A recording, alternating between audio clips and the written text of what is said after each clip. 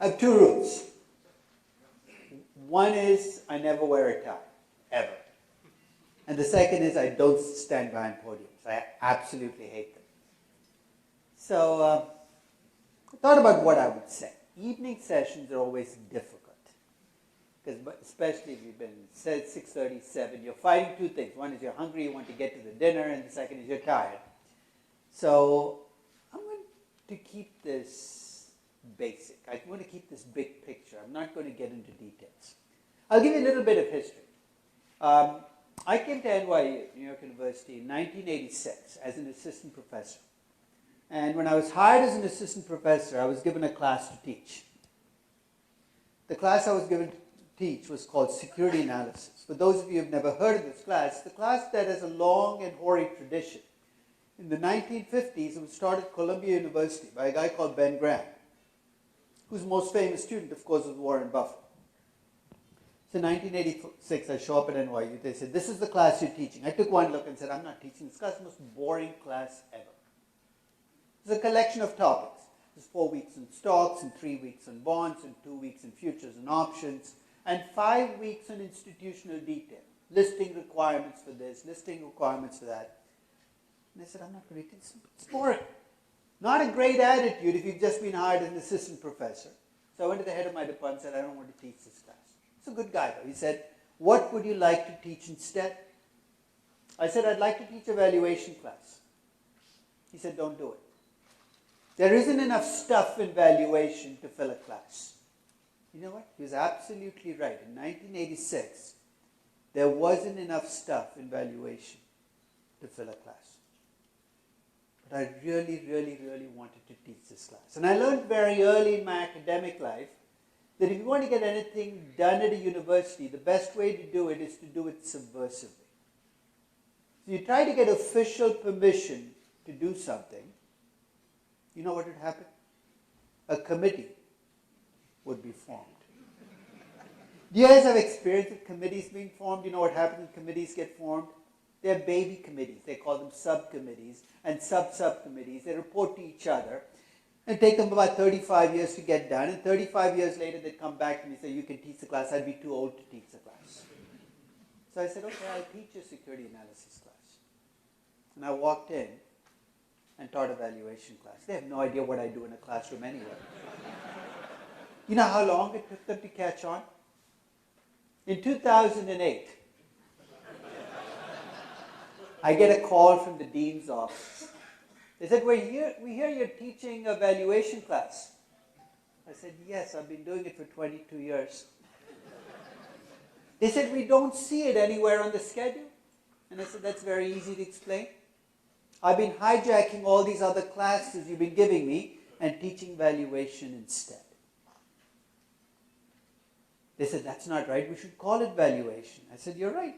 Call it valuation. So if you look at the NYU course schedule, valuation shows up for the first time in 2008.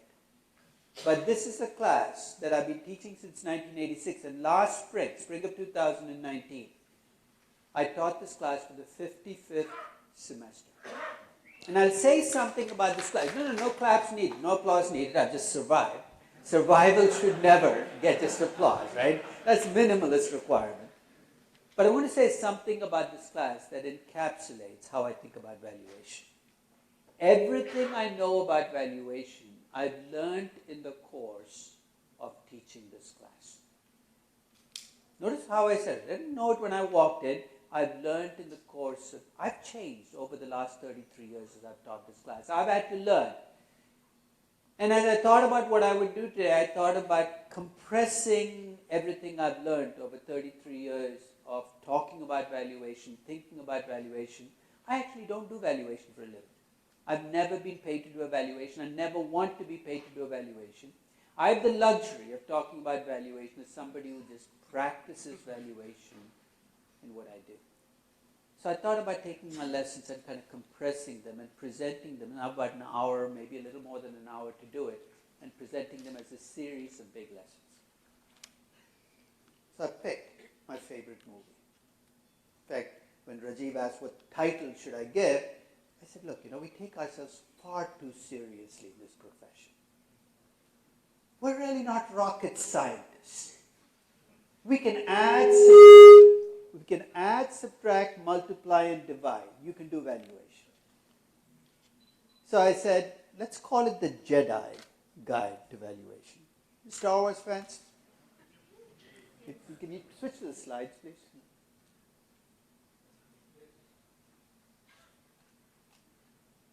Okay. You see what the title says? Do you know who I'm channeling when I say, my valuation journey, have faith, you must.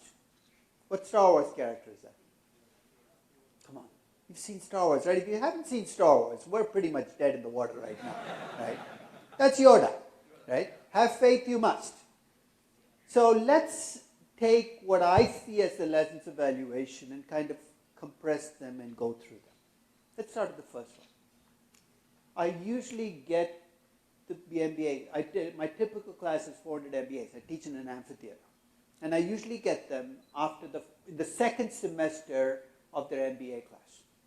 And when they walk in, an MBA class is very diverse. People who come into MBAs now have literature backgrounds, history backgrounds, some are scientists, some are museum directors.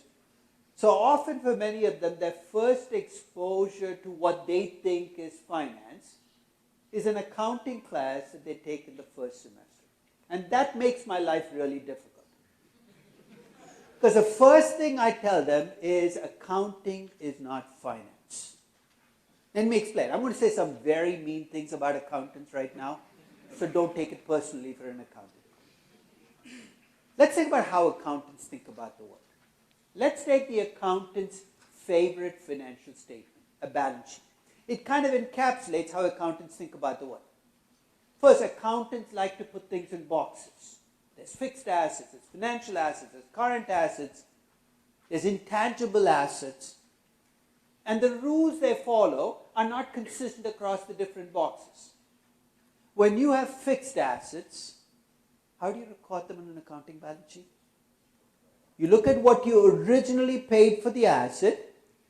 You dance this little dance about how much value it's lost. You call it depreciation, and you come up with a book value. So if I bought some land in Mumbai in 1955, and it's still in my balance sheet, you tell me it's worth nothing. If I believed you, I'll be giving away my business for nothing. Then I have current assets, inventory, accounts receivable, and here the rules are different. They reflect what I paid recently, and it's not because you were trying, but because my inventory has not been sitting around for 30 years. Then I have financial assets, investments in other companies, and here your rules are all over the place. If I'm holding it for trading, you mark it to market. If I hold it for strategic reasons, God help me, I have no idea what you do. And you show a number. And then you come to intangible assets. Let's step back from the accounting precipice. Is it true that a large chunk of value for many companies now comes from intangible assets? In fact, if you take the 10 largest companies in the world, every single company's value comes predominantly from assets you cannot see. Apple's value comes from the technology, its styling. So it's very easy to see that intangible assets are a big chunk of value. Saying this is good, accountants are waking up to reality. But here's the problem. 85% of intangible assets in accounting balance sheets come from one item. The most ridiculous and absurd item ever created in accounting. You know what it is? Goodwill. It's an absurdity. It's a non-entity. It shouldn't even be treated as an asset. It shows up there. And here's what I mean about it being an absurdity. For goodwill to manifest itself on an accounting balance sheet, what does the company have to do? It has to do an acquisition. So let's not even pass judgment on paying more, paying less. So if you grow entirely with internal investments, there is no goodwill on your balance sheet. Take a look at Apple's balance sheet. There is almost no goodwill. You know why? Because they've grown almost entirely with internal investments. Their biggest acquisition is a tiny acquisition that they did 6 years ago. The minute I do an acquisition, accountants wake up, oh my God, there's goodwill on your balance sheet. And let's take a look at how accountants measure goodwill. I do an acquisition, goodwill pops up, and what is it? It's a difference between two numbers. What are the two numbers? The first is what you paid for the company, and the other is, let's say, how much brainwashing you've gone through. It's not fair value, it's book value. And you know why accountants have a problem? Until yesterday, what were they telling you? The company's worth $2 million. The company, oh my God, it's worth $10 million. There's an $8 million mistake I've got to explain away. So I'm going to call it goodwill and pop it on my balance sheet, and I need to do it for a very simple reason. Balance sheets have this very unpleasant requirement, which is they have to balance. There is only one reason for goodwill to exist, which is without it, my balance sheet doesn't balance. So I put it and I call it good. You know what the problem with goodwill is? It sounds good. And when something sounds good, you feel the urge to pay for it. You'd be amazed at how many emails I get every week from people saying, I'm valuing a company that has $15 billion in goodwill. How much should I pay for goodwill? To which my response is, it's a plug variable. There's nothing behind it. Every year I send these suggestions to the Accounting Standards Board. They never seem to take my suggestions. So about 8 years ago, I sent a suggestion. I said, let's rename goodwill. In algebra, when you have two numbers that don't equate, it's very easy to make them equate. You just put plus x. So I said, let's call goodwill x. You open up a balance sheet, so x of 15, you never feel the urge to pay for it, right? It is a plug variable, there's nothing behind it. Now let's move to the other side of the balance sheet. All those inconsistencies accountants have with how assets get recorded manifest themselves on the liability side as well. When you have current liabilities, accounts payable, supplier credit, deferred taxes, they're recorded at close to current values. When you have long-term liabilities, bank loans, corporate bonds, they get recorded often at book value. What you raised at the time of the loan, that's what you see there, even though you might be in distress and you might have only a 30% chance of paying off the loan. And at the bottom of the liability side, you have the shareholders' equity portion. You know what goes into it? When I look at a company, I mean, I'm valuing ITC tomorrow as one of the companies in my seminar. When I look at ITC's balance sheet and I look at shareholders' equity on the balance sheet, what goes into it? Everything that ITC has done over its history is in there, right? From the time they went public and raised capital to in fact, mathematically, the shareholders' equity in an accounting balance sheet is a summation of every retained earnings of that company over its lifetime. So here's what I would say about accounting balance sheets. The first is they're backward looking. Accountants are historians, and there's nothing bad about that. They record the past. The second is accounting is rule-driven. What do accountants do when there's a problem? They write more rules. Have you noticed this? You open up GAAP, you open up IFRS, it's about, you can't do that, don't even think about doing that, that's not allowed. Accounting is for 6-year-olds. It's about rules that you can. So accounting is backward looking and rule-driven. As opposed to what? In valuation. I use a balance sheet, but it's a very different balance sheet. The way I look at a company is I don't care whether your assets are fixed or financial or tangible or intangible. I basically ask the question, how much of your value comes from investments you've already made as a company? I call these assets in place. And as I said, those assets can be tangible or intangible. And how much of your value comes from growth assets? You're saying, what are growth assets? These are investments I expect you to make in the future. I'm giving you credit for investments you haven't even thought about yet. You're saying, you're not allowed to do that. I'm allowed to do whatever I want. You give me a growth company, where does the bulk of my value come from? It comes from expectations about the future. I can't bring that onto an accounting balance sheet, but in a financial balance sheet, those are part of my value. I mean, Uber went public this year, right? $45 billion value. Or more than that, $75 billion value. Even on a good day, investments they've already made are worth probably $10 billion. The rest of the value is for what? Expectations of the future. You're saying that's speculation. Who are we to pass judgment on what's investing and what's speculation? It's a line that's a very gray line. And in financial balance sheets, rather than look backwards, I look forward. Rather than look at rules, I look at principles. I'm very queasy about valuation rule books because I think they undercut good valuations eventually. Valuation should have base principles, and those base principles should drive how we think about valuation. And the more rules we write, the worse our valuations become. That's my problem with GAAP and IFRS trying. I mean, fair value accounting is an oxymoron. You got to make up your mind. Do you want to do accounting or do you want to do valuation? You can't tread both. It's impossible to do. It's going to screw up our accounting balance sheets, and it's not going to be very good valuation that replaces. So I told you I was going to insult you as an accountant. Don't worry, if you're a banker, I'll insult you too. So a whole bunch of people I'll insult by the end of the day. So let's talk about the second big lesson. One of the things we're taught in valuation is discounted cash. We like to act like we've reinvented the world. So, as many of you know, I value companies on my blog. I'm very high-tech, very, very caught up in the 21st century. Basically, whatever I write, I put on there, and people comment on it. And so I valued Beyond Meat 4 weeks ago. This is this meatless meat company, and Uber 8 weeks ago, and Tesla 6 weeks ago. And I value the company, I put it on. And often people don't like my value for a company. They disagree with me, which is absolutely okay. And some of them become downright insulting. And one of their favorite insults is that I'm a theorist. I'm a practitioner, you're a theorist. And I have to laugh because I know how little theory there is in my entire valuation class. My valuation class lasts 15 weeks and 26 sessions. You know how much theory there is? It's one equation. The value of an asset is the present value of the expected cash flows. That's it.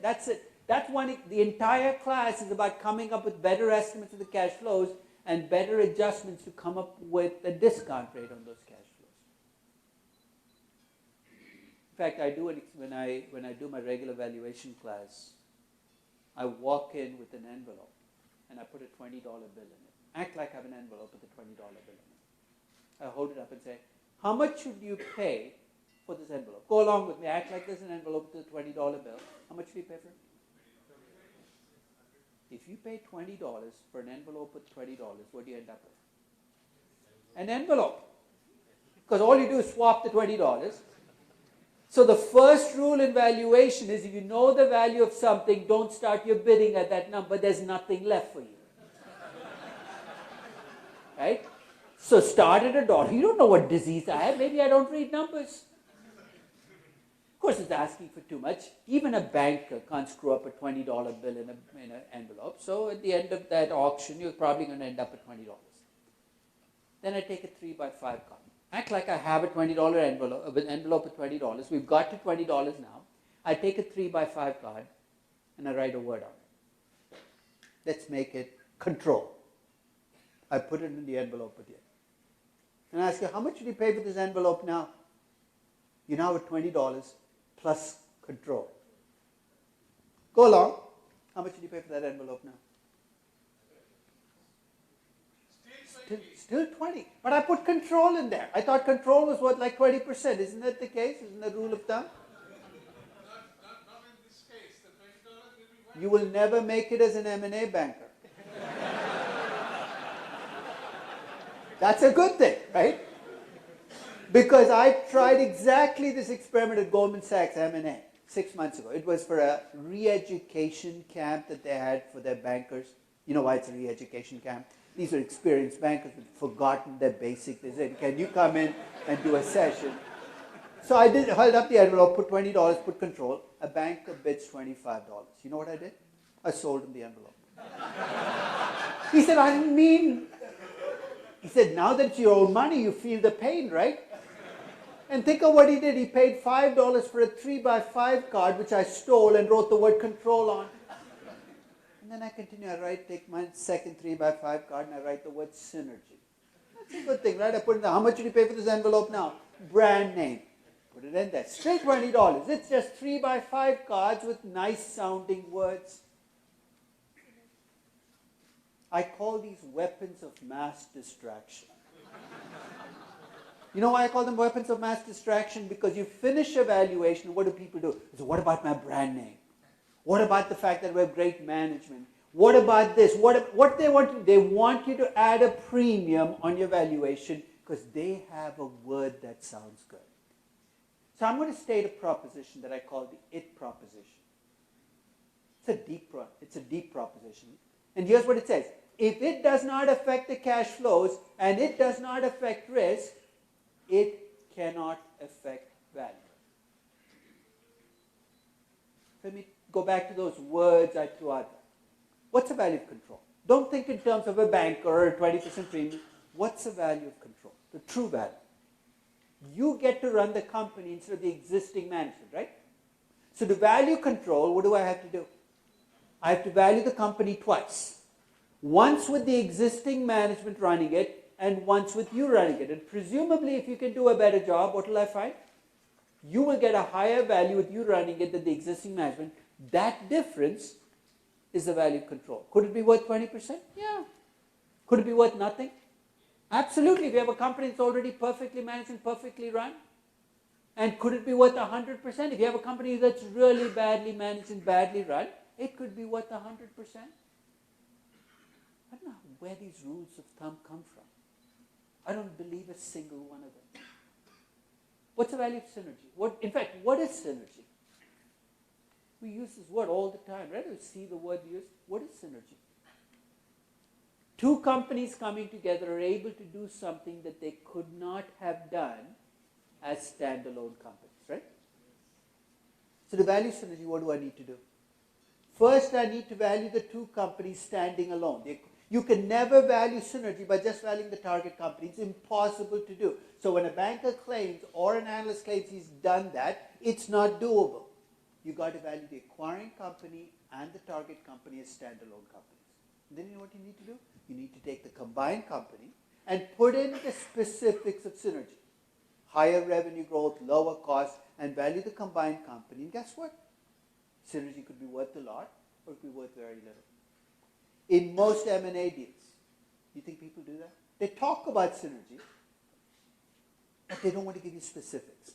You know why? Because they want to get away paying whatever they want to pay and call the difference synergy. It becomes a plug variable again. Let me close off with the value of a brand name. What's the value of a brand name? Every Indian company claims to have a brand name, right? The longer they've been around, the bigger their brand name value supposedly is. What's the essence of a brand name? Is you get to charge a higher price for exactly the same product.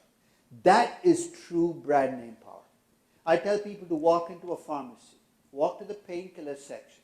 You know whether this is true in India, but you walk into any part of the world, you'd see Bayer aspirin, and right next to it you see a generic aspirin. Exactly the same aspirin, trust me. Aspirin's been off patent like 100 years. But the Bayer aspirin will sell for twice the generic aspirin. And there will be people who buy the Bayer aspirin. Why? They feel that if they take the Bayer aspirin, their headache goes away sooner. That's what brand name, it plays games with your mind. So to value brand name, what do I need to do? I need to look at your profit margins. If you truly have brand name, what should be true? Your margin should be much higher than the competition. The next time a company or a management or a founder or a promoter says, where is my brand name value? You might look at them and say, what brand name value? It's gone. So I've spent lots of money in advertising. I don't care. That's your mistake. I can't give you a brand name value if you threw money into advertising and you have nothing to show for it. So the IT proposition basically says, don't let words drive value. Look for what's behind those words. Second, the proposition I've named after my daughter. She's 23. I have 4 kids. They're all grown up. None of them are kids anymore. But with each of them, I noticed a very disquieting trend. Around the age of 2 or 3, they thought I knew everything on the face of the earth. They'd come to me with questions like, what's the meaning of the universe, Dad? And I'd make up stuff. And they believed it because they thought I knew the answer to everything. And sometime at the age of 2 and 3, they'd go to bed one night and I noticed something insidious happening. The next morning when they woke up, I knew less. And just downhill from there. My sons, my 3 sons, around the age of 11 or 12, became so self-centered they forgot I even existed, so they stopped thinking about me. But my daughter was obsessive about tracking how stupid I was getting and letting me know. So I got stupider and stupider and stupider. And I think there was a day when she turned 16, when she came to me and said, Dad, I have to tell you this, but you've officially become the stupidest person on the face of the earth. And I had the misfortune at dinner of sitting across the table from her for dinner. And the topic of conversation would come forward. I think I had something to contribute. I'd open my mouth and my daughter would look across the table and say, Dad, duh. The amount of contempt that oozed out of the word was, I stopped talking for like 2 years. The good news is around the age of 18, I started climbing up the ranks again. I was no longer I became the 10th stupidest and the 25th. And I'm still in the top 500 stupidest people, but I'm kind of rising in the ranks. So here's what the duh proposition is for. Every week I get a few emails from people, and here's what they say. I'm valuing a money-losing company. I expected to lose money forever. Which of your valuation models do you think I can use to put a value on this company? Which you feel like slapping the person around the face saying, wake up, you have a money-losing company, expected to lose money forever. Why are you thinking of paying them? They should be paying you. If any of you are thinking of buying Jet Airways, they should be paying you rather than the other way around. It's basically, it is the reality. If you're in a bad business and there's no light at the end of the tunnel, the business is worth nothing. Which brings me to the third and most interesting proposition. You sit down to value a company and you project out the cash flows next year, and they're negative. What's your first reaction? This is terrible. My company has negative cash flows. Don't give up yet. If your company has negative cash flows up front, it can still be a valuable company if it can give you disproportionately large positive cash flows in the future. You know what types of companies you're going to run into where this is going to be true? Negative cash flows up front. What types of companies will tend to have negative cash flows up front? Startups. And why do they have negative cash flows? Because they're right now not making money and they have to reinvest huge amounts of money to get growth in the future. So you look at Nola or Flipkart, even on a good day, they're going to have cash flows that are negative as far as the eye can see. But you've got to hope and pray that the cash flows turn positive to deliver that offsetting value. When you see the valuation of young startups, do not be surprised to see negative cash flows up front. In fact, if you see the valuation of a startup with positive cash flows in year one, somebody's lying. Either this is not a startup, or you don't know how to compute cash flows. Either way, I should be terrified of what you're doing to me and step away. Very basic propositions, but let's step back from what discounted cash flow valuations have increasingly become. I'll tell you, one of the things I find troubling is, let me ask you a couple of questions. Do you think we have access to more data now than we did 30 years ago? Absolutely. I still remember the first time I valued a company in the early 1980s. I had to write to the company to get an annual report. And to collect companies' numbers on other companies, I had to go by hand into the library, get data on other companies, and put them into what? No Excel spreadsheets. I put them on a ledger sheet. And I was going to say an abacus. I'm not that old. No. But I used to calculate and compute every single number. So we have access to more data than we did 30 years ago. And we have access to more powerful models than we did 30 years ago. So now comes the key question. Do you think valuations today are therefore better than the valuations 30 years ago? It should be, right? You have more data, you have better models, you should have better valuations. I don't think so. And that to me is the great contradiction with what we have. We feed more data, we have more powerful models. And one of the reasons I think it's happened is increasingly, valuation classes have become Microsoft Excel classes. You become an Excel ninja, right? You know which buttons to hit to make every alternate row a different color. And in the process, I think we've lost control of valuations. When I look at valuing a company, I don't look at a spreadsheet. I look at answers to 4 questions. These are 4 questions you need answered no matter what type of company you value. First is, what are the cash flows I'm making from my existing investments? Right? You've already made some investments in the ground. I need to know what those cash flows are. And to answer those questions, I look at your income statement, your balance sheet, your statement of cash flows, everything you give me from last year. That's an easy question to answer because I can get them from the financials. Here comes a more difficult question. How much value are you creating from future growth? Notice how I phrase the question. I didn't ask you what's your future growth. Because growth by itself is a mixed blessing. It gives you good stuff and bad stuff. Good stuff is it makes your earnings become a larger number. The bad stuff is to create that growth, you have to reinvest. The net effect from growth can be positive, it can be zero, it can be negative. Third, how risky are your cash flows? Why? Because if you have riskier, more uncertain cash flows, the value should be lower. And finally, when will the good times end? When will you be a mature company? Saying, who cares? I have a math problem, and let me show you what my math problem is. The previous page, I said the value of an asset is the present value of the expected cash flows on that asset over its lifetime, right? So if I give you a 10-year asset, you project cash flows in the next 10 years, you discount them back, you've got a value for the asset. If you ask me to value a publicly traded company, what's the life of a publicly traded company? There's a corporate charter that tells you when the company is founded. When does it tell you the company is going to be wound up? Oh, it doesn't mention it. At least in theory, what can be true, the company can go on forever. And that means to value this company, I have to estimate cash flows forever. It's an Excel spreadsheet that never ends. That's my vision of hell. You're in row 16,380 and you're still projecting cash flows. So in the real world, what's the question? Can I stop now? How about right now? And I can give you an answer as to when and you're not going to like it. You can stop if you're willing to assume that beyond that point in time, your cash flows grow at a constant rate forever. You know what that buys you? It buys you an infinite series in mathematics. And 200 years ago, mathematicians solved for the value of that series. We stole that equation from mathematics, and we act like we invented this. But this is, of course, that terminal value equation you see in valuation at the end of every valuation. It comes from that math. But for that series to hold, your growth rate has to be constant forever. Now, let me get back to the question I asked. I said, when will your company be a mature company? You know what a mature company is? A mature company is one that grows at a rate less than or equal to that of the economy.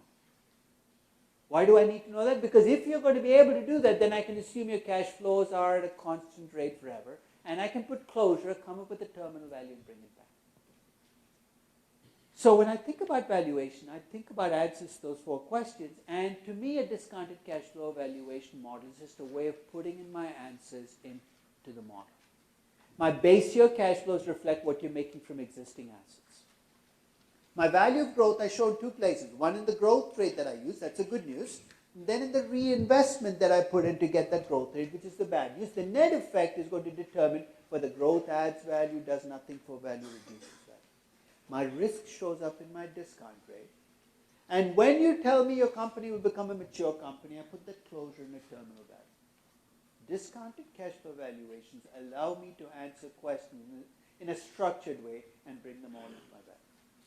I'm not going to have a chance to go into the specifics of discounted cash flow valuation, but I'm going to throw out a few cautionary notes that I find increasingly problematic in discounted cash flow valuations. I don't know whether this is becoming part of the process in India, but around the world, one of the problems that appraisers and analysts face is they can no longer just stay in their local currency. 20 years ago, if you said, look, I'm an Indian appraiser. All I care about is rupee valuations. What do I care about dollars or yen or pesos or euro? I just said, you're right. Go ahead. The reality is, when we talk about valuation now, often we're talking about other currencies coming. So I want to talk a little bit about why currencies matter and why they actually should not. This graph, it's a graph that I do every 6 months. I'm going to do the update in a couple of days for... I estimate risk-free rates in different currencies. Remember, the risk-free rate is a base from which you build everything off. And in some markets, you can get it by just looking at a government bond rate. In the US, for instance, you ask me what a dollar risk-free rate is, I use the T-bond rate. In Europe, you ask me what a risk-free rate is, I use the German euro bond rate. In Switzerland, you ask me what a risk-free rate is, I use the Swiss franc risk-free rate. But when I do that, what am I assuming? Governments have no default risk. Is that a safe assumption? Let me ask you a different question. Can governments default? Yes. And usually people say, well, that's because you don't have enough dollars to pay off the bonds. I know right now you had this little mini debate about issuing sovereign bonds or not. So if you issue bonds in a different currency, that can, of course, open you up to it. But people often struggle with the notion of why would a government default in a local currency bond? Because there's an easy way to pay the bond, right? Which is run the printing presses a little faster. What's the big deal? So the argument is usually if I'm looking for a rupee risk-free rate, I can use the Indian government 10-year rupee bond rate, and the Indian government will never default in rupees because they can run the printing presses faster. You know that half of all sovereign defaults in the last 30 years have been local currency defaults. 53% of sovereign defaults in the last 30 years have been local currency bonds. You say, why would they do it? It's true. You can run the printing machines faster and pay off your debt by running. But if you do that, what happens to your currency? You're going to debase your currency. You're caught between a rock and a hard place. Do you want to default or do you want to debase your currency? And you know what? Coming back from default is actually easier than coming back from debasing your currency. I go to Latin America, which is in a sense the centerpiece for sovereign default. This is the continent that says, look, we're the masters of sovereign default. They do it over and over again. So I remember the first time I went to Brazil was in 1997. This was 5 years after they'd gone through hyperinflation. You know what? Not a single Brazilian company would issue bonds in Brazilian reais because nobody would buy a real-denominated bond because they didn't trust the currency anymore.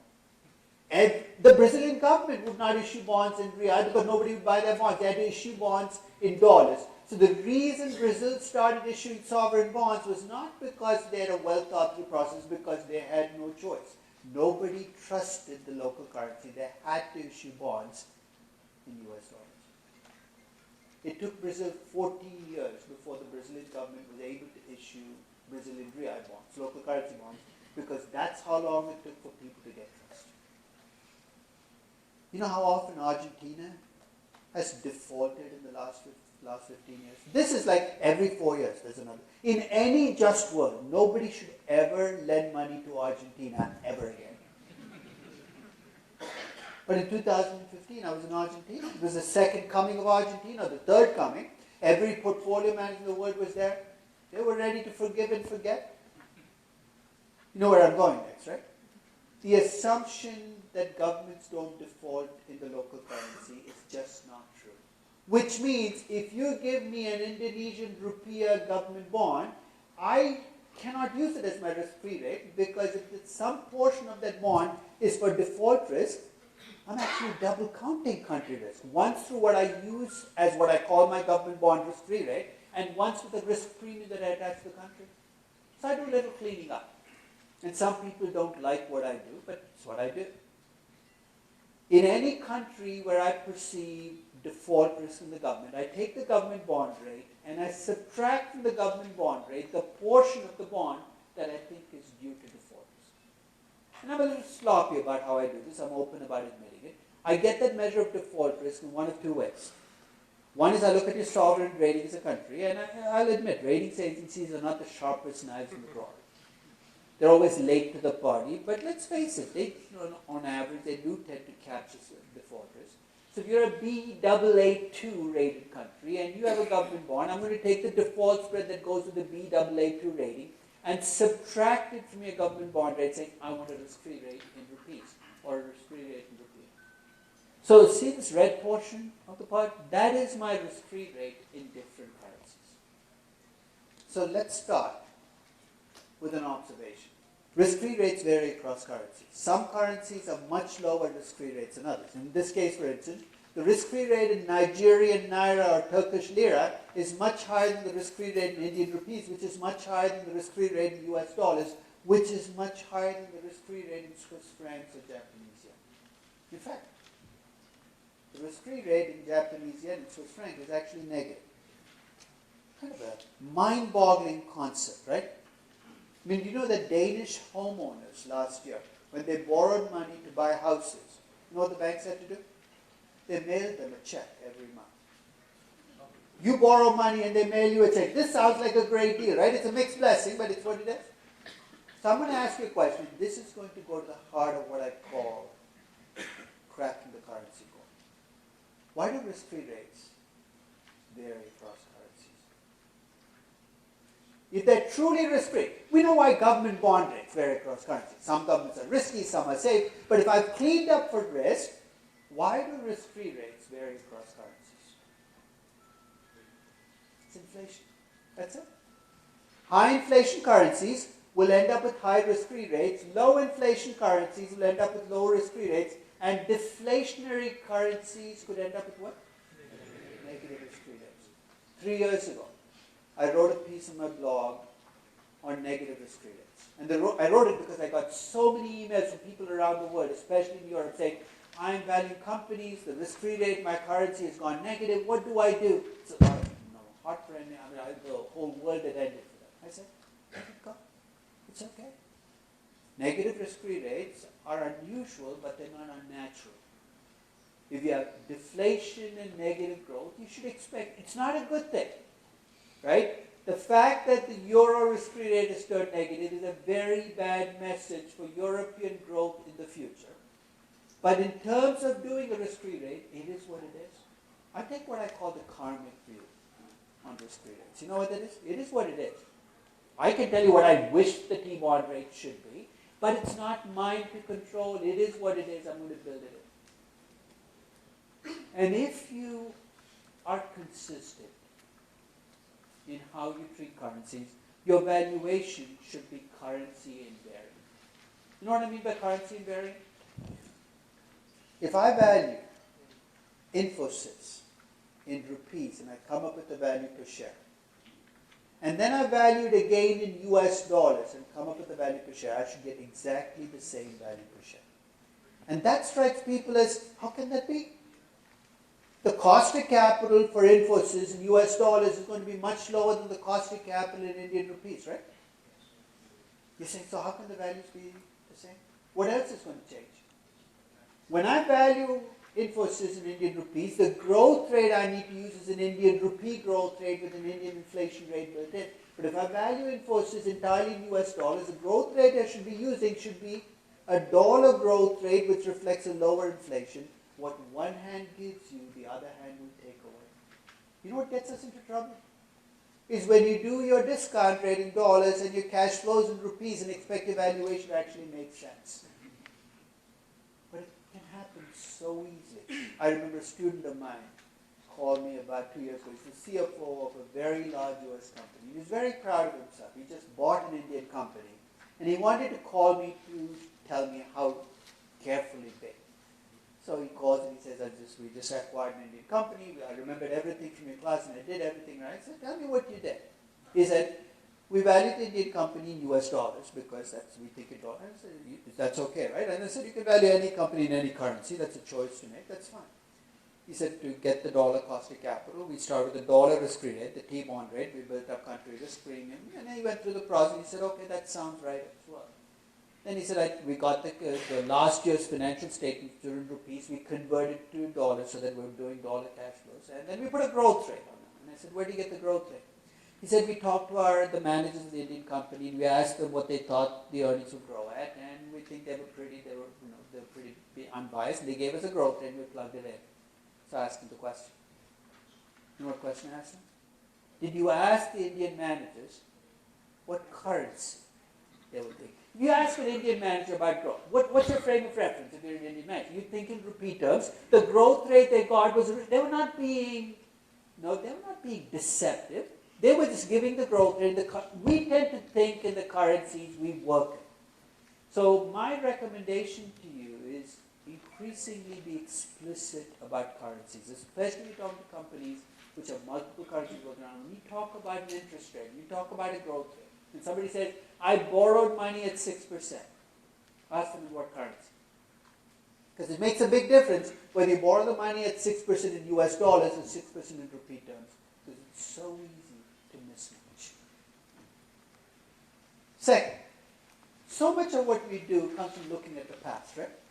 For instance, when you talk about risk premiums, the way I was taught to estimate equity risk premiums, the price of risk in the equity market, is to look backwards. I can understand why we do that, because there's no forward-looking number that's out there that's obvious. We look backwards. And in the US, that data goes back a long time. So you feel the sense of comfort because you have all this data back in the US.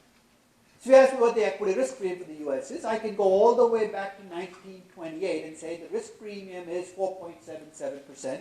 And it looks pretty good, right? 90 years of data. But when I do that, there are two things I forget.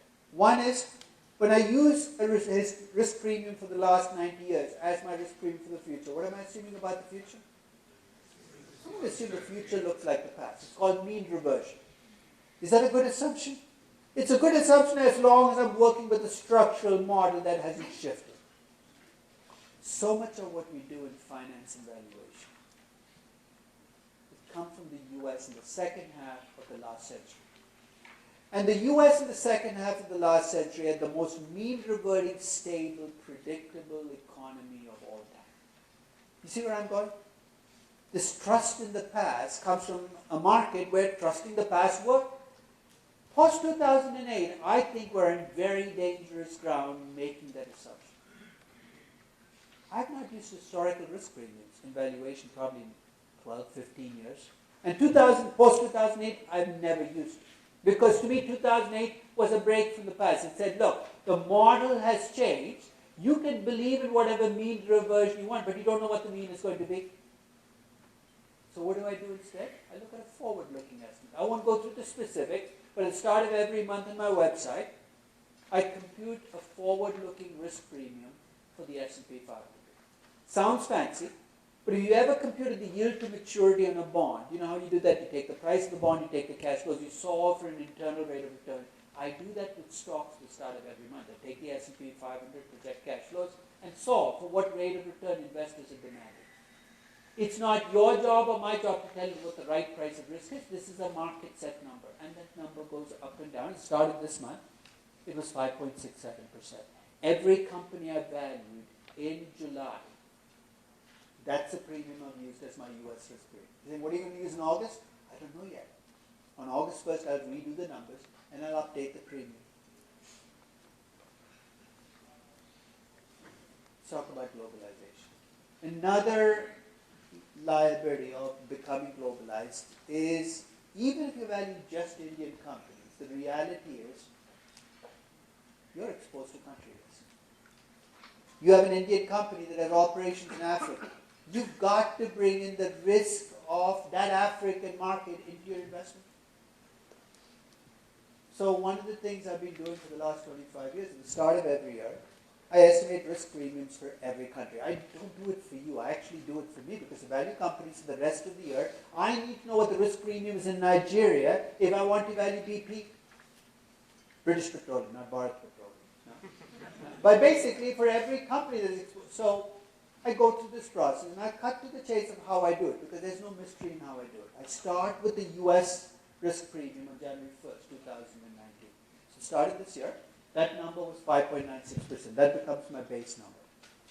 Then for every country in the world which has a sovereign rating, I look up that local currency sovereign rating. And Moody's, I think, rates 132 countries. S&P does. So basically, I combine all the ratings. And so I do the rated countries. So if you have a AAA rating, I take the easy way out. Germany, Australia, Singapore. I classify all AAA rated countries as mature markets, and I give them the US risk premium. So Germany, Australia, you see 5.96%. If you're not AAA rated, I look at the default spread. Remember we talked about default spreads taken out of the risk rate? I take your rating, I come up with the default spread. And then I apply a final adjustment. The default spread is what I would charge for buying a bond issued by a country. But I'm not interested in buying bonds. I want to buy equities. Are equities riskier than bonds or safer than bonds? They're riskier. So what I do is I apply a scaling multiple to it. I say, look, equities are riskier. To compute how much riskier, I look at how much the standard deviation volatility of equities is relative to government bonds across all emerging markets. So here's how it works. 5.96% is my risk premium for the US. Let's say the default spread for India is 1.77%. I multiply 1.77% by 1.23, I get an extra premium. I add that to my 5.96%, I now have a risk premium for India. I do this for every country. And when I'm done, I have a picture. This is my January 2019 picture. My July 2019 will show up in a couple of days on my blog. This is my picture of the world as I see it with risk premium. So let's focus on Asia. There, you look across Asia, you see across all of Asia, the weighted average risk premium is 7.43%. But you can see the wide differences in equity risk premiums across different countries. India, for instance, has an equity risk premium of 8.6%. Across all of Asia, Singapore has the lowest because it's AAA rated. You can see how risk premiums change. This is the most downloaded data set on my website. In fact, if you look at the top box, those are what I call my frontier markets. What are frontier markets? These are markets that are so scary that the ratings agencies don't send anybody there. They have no rating. Markets like what? Syria, Sudan, North Korea. Until about 2 years ago, I did not estimate risk premium for those markets. Until I got an email from a Syrian business person. There's actually one guy left in Syria that's running a business. And he said, I need hurdle rates to take projects. I was looking on your website for an equity risk premium for Syria. How come there's none? And I told him, look, there's no sovereign rating for Syria. There's no sovereign rating. And he said, so how do you expect me to take projects? I don't know, maybe get out of the country altogether. No. But I said, you have a point, let me try. In fact, starting 2 years ago, I used these political risk scores. These are like numerical scores for countries. And you have them for North Korea and Syria. I look up other countries with similar scores on which there's a rating, and then I attach the same risk premium to the country. I know it's very sloppy back of the envelope, but I think I pretty much the whole world here. It's by far, as I said, the most heavily downloaded data set on the website. It gets used in the strangest places. I don't control how it's used, so I've given up on it. And I get emails from people using it. Most of the time it's technical. I remember getting an email from the New Zealand Milk Board. I didn't even know there was a milk board in New Zealand until I got this email saying, we're using your country risk premiums to set milk prices for New Zealand farmers. Who's selling the milk to? Zimbabwe? How do you come up with the risk premiums? And I have a little PDF file I create, so this is how I do it. It's no rocket science. But once in a while I do get an email, I don't know how to respond. I remember in April of 2009, I get an email from a Lebanese business person. I open it up and I'm very excited. I don't get that many emails about valuation in the Middle East. And here's how the email begins. You have destroyed Lebanon. After 30 years of civil war in Hezbollah, I'm the guy who destroyed Lebanon. So what did I do? Eh? And the Lebanese business person had his business appraised, and the business appraiser had used the risk premium for Lebanon from my website to value the company. He's saying, so what? Take a look at Lebanon. That number was 17.5% in April of 2009. You put in a 17.5% risk premium, what happens to your discount rate? It's going to go through the roof. Your discount rate goes up, what happens to your value? It collapses. This guy felt he'd been gypped. It was all my fault. My reaction was, hey, you paid your appraiser, you didn't pay me, take it up with him. But then I remember the email was from Lebanon, so I decided to be a little careful about how I answered. I said, it's not my fault. You see whose fault it is? What do? I start with the US premium. Then I look up your rating on Moody's. And if your rating is in the toilet, guess what? You're in the toilet with it. And I said, it's not my fault. It's Moody's. If you want to have an address to put in your GPS, here it is. It's got nothing to do with me. It's basically a reflection of the fact that your rating has collapsed. There's no intellectual firepower behind these numbers. But the reason I need them is to value a company, I need to have the entire scale. No. So we took Infosys. I did a valuation in 2017, the last time I was here. Infosys is an Indian company. But guess where it gets its revenues?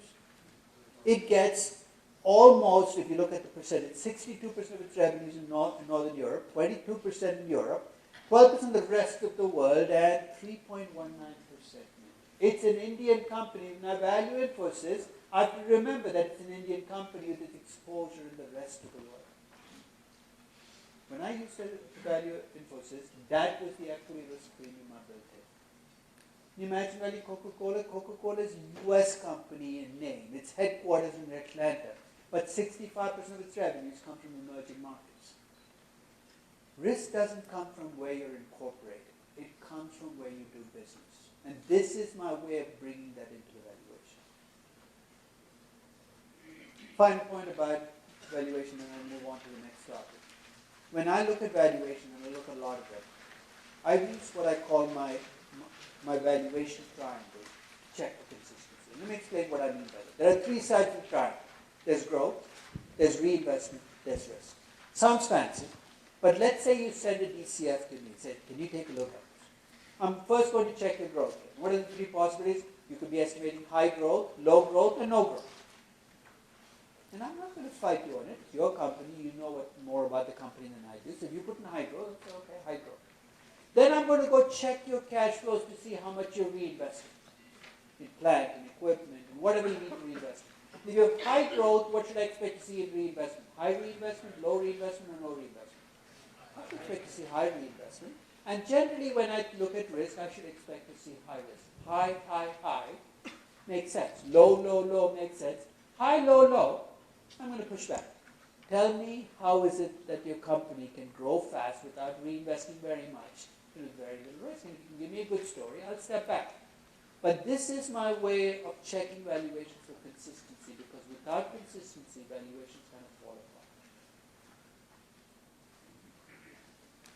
Point about growth that I want to re-emphasize. Growth by itself does not create value. You can grow and add value, grow and destroy value, and grow and do nothing for value. I think we pay homage to growth too much. And let me explain why I'm so cynical about growth. Start of every year. The way I create my data sets and come up with industry averages is I download the data on every publicly traded company in the world. So this January when I did this, there were 43,000 publicly traded companies in my sample. It's a gigantic Excel spreadsheet. Then I compute two numbers for every company. The cost of capital for every company. And I do everything in US dollar terms so I can stay consistent. So I have the cost of capital for every company. And I also compute the return on invested capital at every company. Don't fall too much into the trap of the specific. Return on invested capital just measures what you make on the capital you've invested in the company. And what do you need? What's a rule in businesses? And it's a very simple common sense rule. If your cost of capital is 9%, what should you try to do? Earn more than 9%. That's not rocket science, right? Every good business person through time has known that. So I compute the return on capital and cost of capital every time. You know why I do this? I want to see what percentage of companies globally create value when they grow, how many destroy value as they grow, and how many do nothing, just run in place. And the numbers to me are frankly depressing. See these green numbers? Those are the companies globally that create value. They have a return on capital greater than the cost of capital. So about 22% plus, about 30% companies, rounded up, have a return on capital higher than the cost of capital. About 12% of companies pretty much run in place. They earn roughly their cost of capital. 58% of companies globally last year, as they grew, destroyed value. The reason I say that is in markets like India and China, one of the big sales pitches that companies make is, we're a growth market, we're going to grow. To which my response is, that's nice, but should I be running for the exit doors when you say we're going to grow? Because you can grow and destroy value as you grow. In fact, yesterday when I was on the flight from Chennai to here, I was thinking about a reality. I mean, let's face it. Has there been a big growth in the airline business in India in the last 30 years? Do more people fly than used to? Yeah. Obviously, right? So if I graphed out number of airline passengers, revenues from the airlines, it's all this huge, the line looks like it's a huge growth line. Let me ask you a follow-up question. How many great money-making airlines are there in India? No.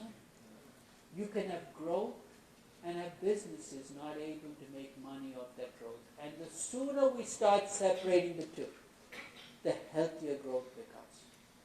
Not all growth is created equal. So this is my cautionary note. Don't think of growth as a good thing. In some companies, they say, I want to grow.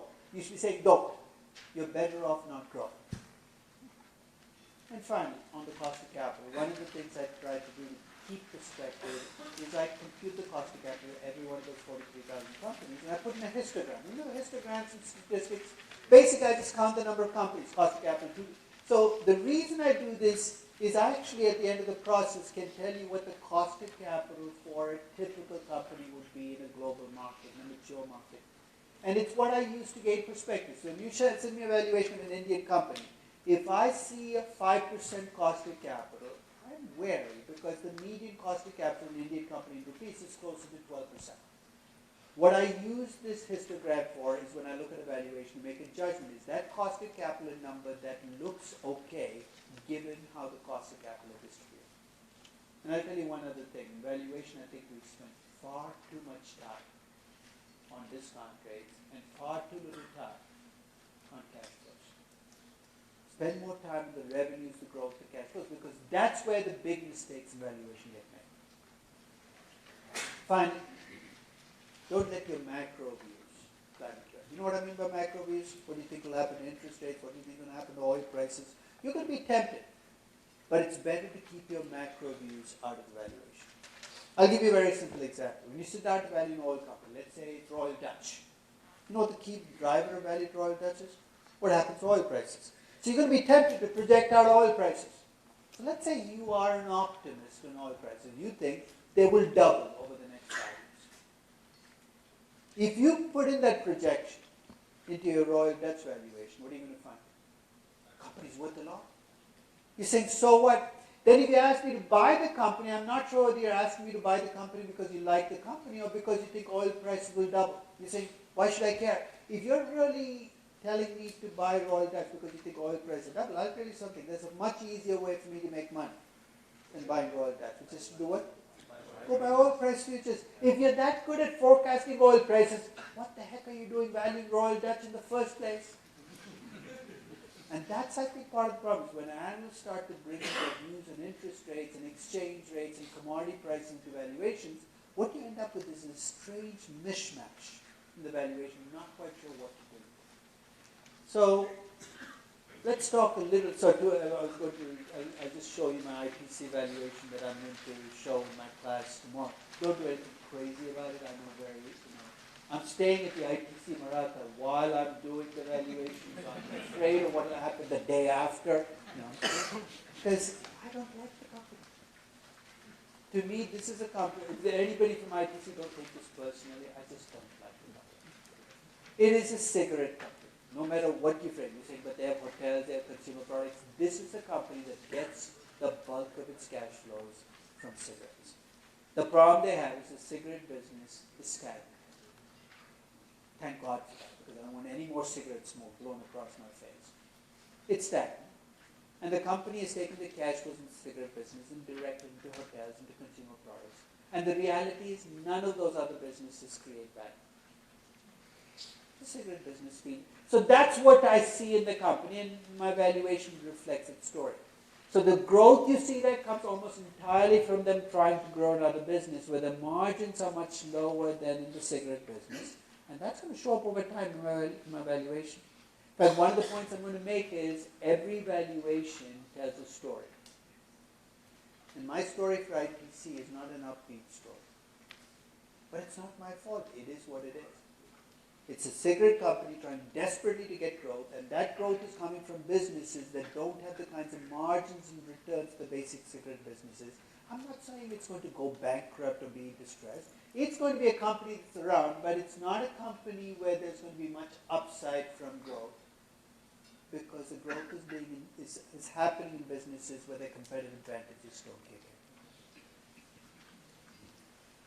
A few years ago, about 4 years ago, I wrote a post on what I call dysfunctional DCFs. If you get a chance, you can read it. Right?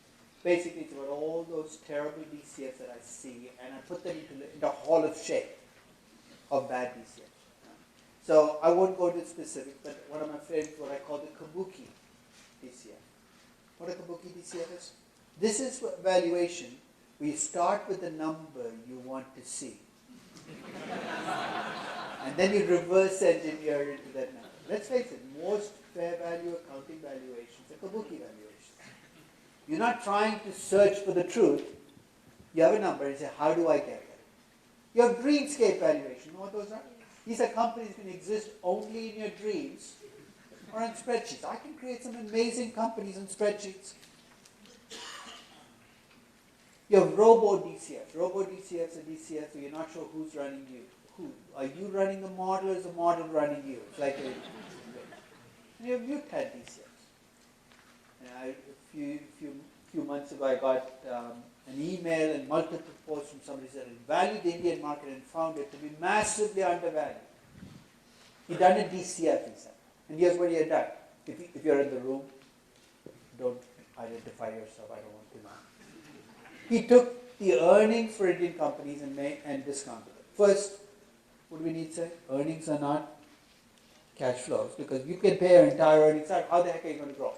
He put a 20% growth in earnings forever. And he put a 7% discount rate. I'm amazed he ended up with a positive value because 7 minus 20 is negative. Your terminal value should have blown up.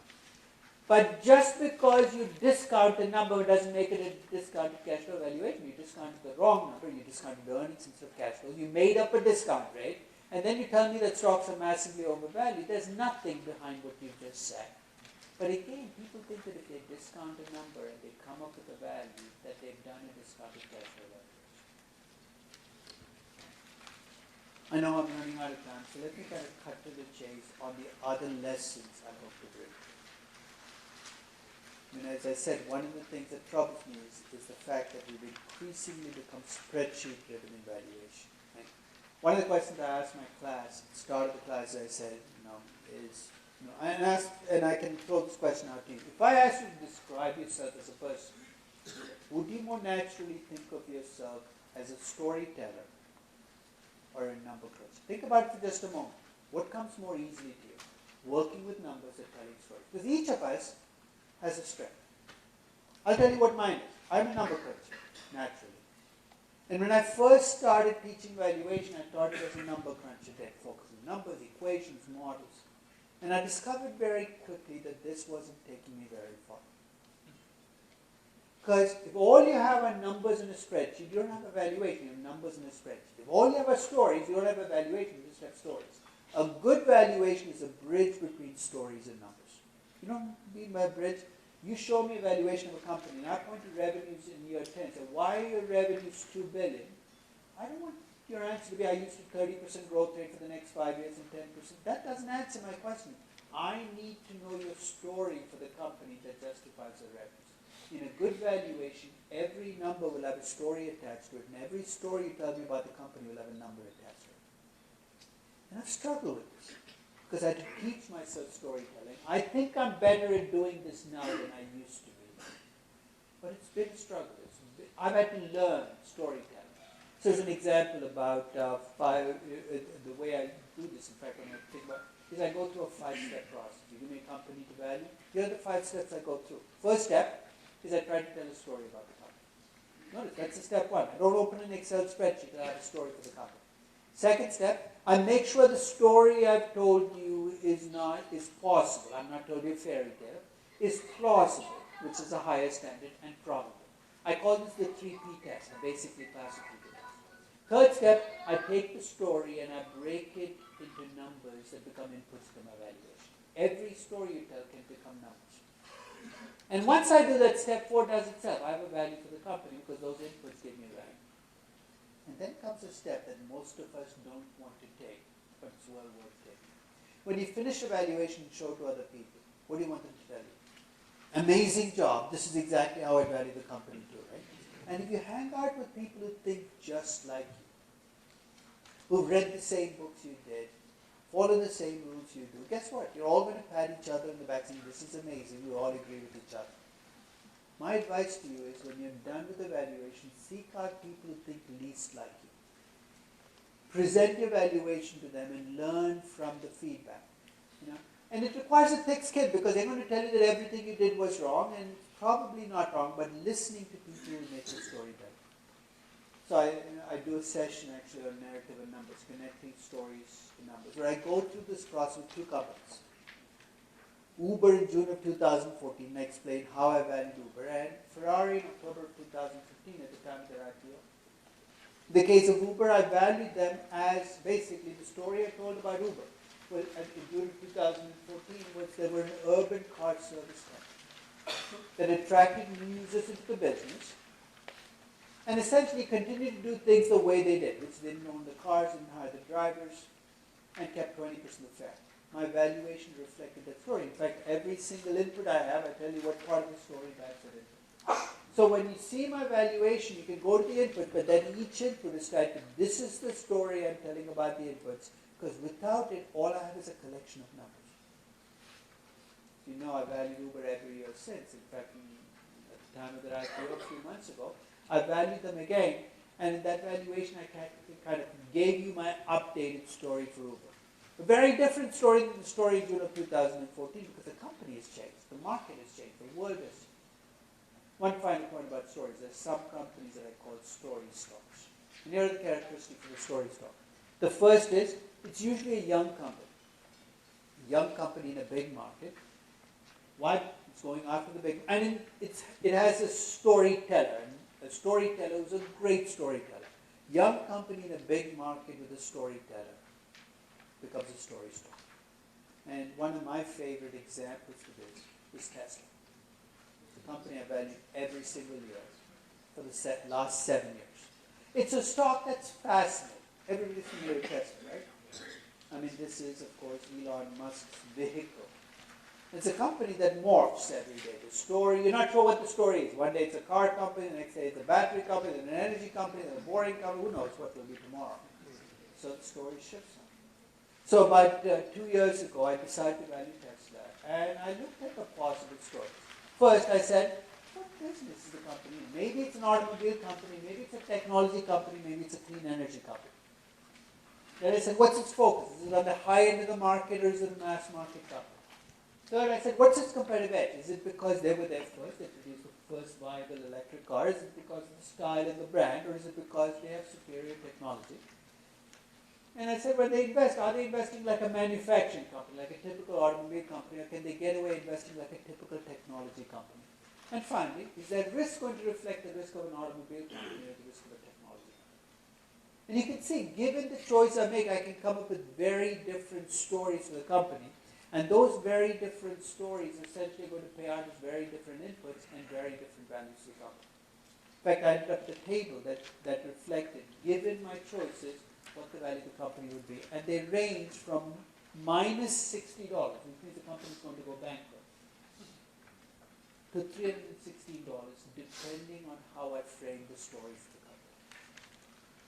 I'm a great believer in starting with stories, because without stories, all you have are collections of numbers, and those numbers, in a sense, will play out in your final valuation.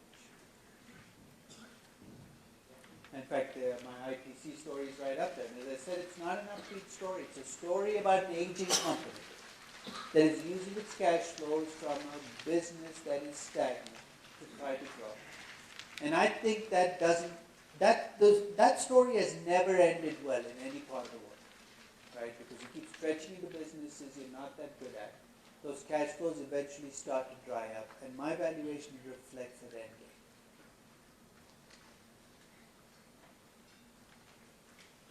Let's close off a few more lessons. Would you rather be precise? Would you rather be accurate? What did they say? I'll give you the difference between precise and accurate. You've ever played dart? Precision basically means that you get all your dots in the same spot. Accuracy means you get your dots close to the center. So of course you like to be precise and accurate. That's the first one. The second one, you're precise, but you're off the center. You're getting all your dots in the same place. The third place, you're accurate but not precise. And the fourth place, you're neither.